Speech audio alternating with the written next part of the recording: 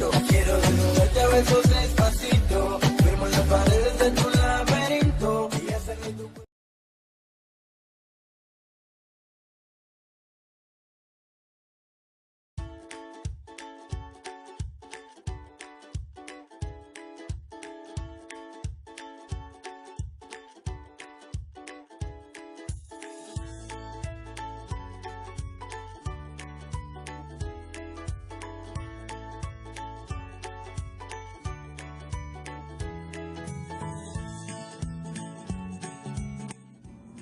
Hey guys, what's up? It's me, Nim. Before I get into today's video, I have a super special announcement. You're going to be needing boxes. I'm using 2, but you can use more if you want to make more compartments. Here I have my first box and I'm going to cut it slanted, so I'm going to measure it out just to make sure that I cut it evenly. The hardest part about this DIY for me was to find the right kind of boxes. Maybe I was too picky about it, but it really took me a lot of time.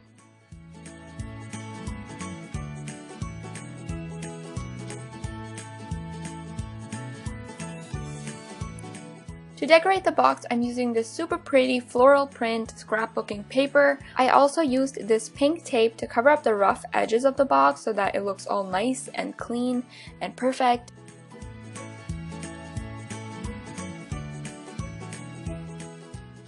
If you're wondering, I did cover up the back of the box as well. I didn't do it on camera, but I did do it.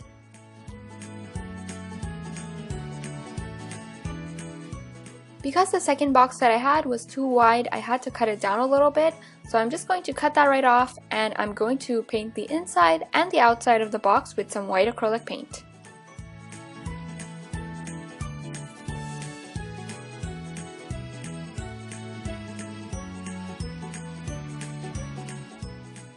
I'm going to put the first box and then put the second box inside of it. If you want, you could glue it in, but mine was a perfect fit, so I didn't have to. And there is your completed box organizer.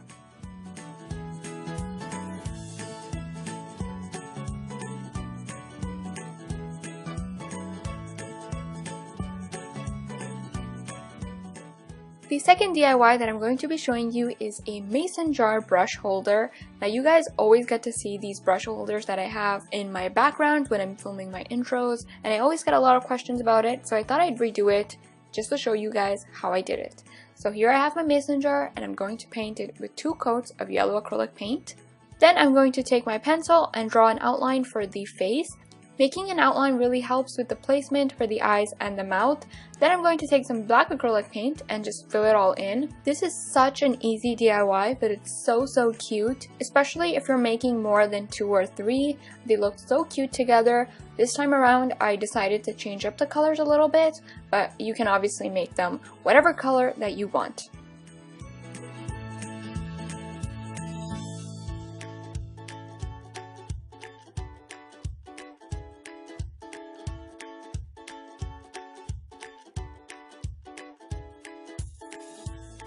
To finish off the jars, I'm going to use this clear gloss spray. Not only will this prevent any chipping, but it'll also make the jar super shiny. If you don't have a spray like this, then you can always use Mod Podge as well.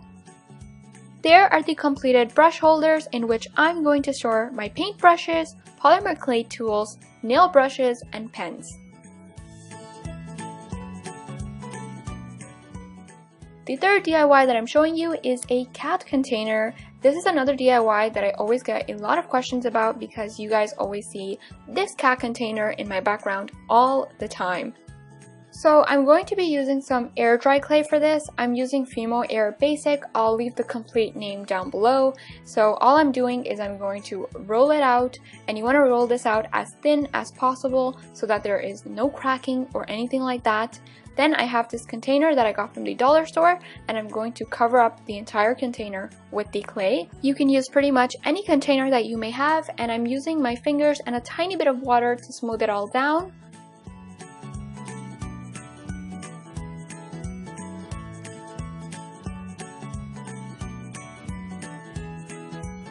To make the ears, I made 2 triangles, and I'm going to pop those on and blend it all in with my finger and a little bit of water.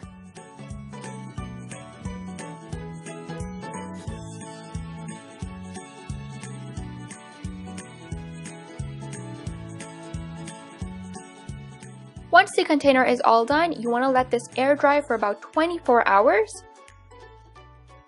I already have the container painted white. I was doing this on camera, but I forgot to press the record button, so let's just imagine that I painted this white on camera and you guys saw it.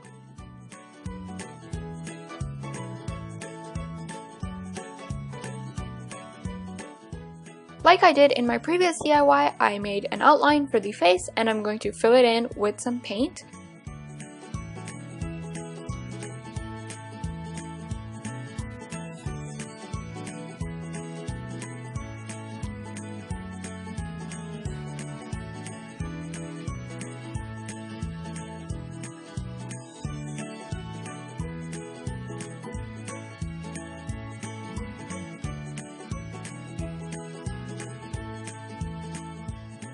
I really don't like saying this, but these three right here are legit squad goals.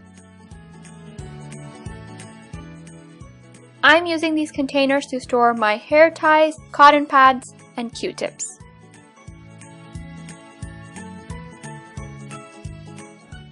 For this final DIY, you're going to be needing a bulletin or corkboard. I cut mine in a rectangle-like shape because I wanted mine to be small, but you can make yours however big or small that you want. Then I have this piece of paper that I'm going to glue on half of the board. This is where the dry eraser part of the board is going to be.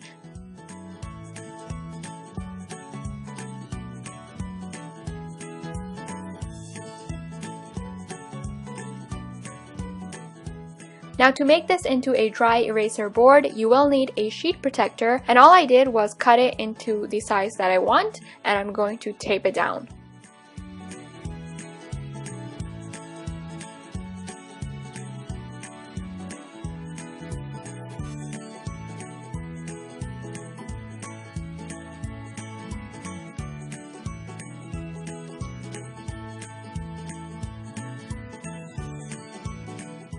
And there is the completed inspiration/bulletin board.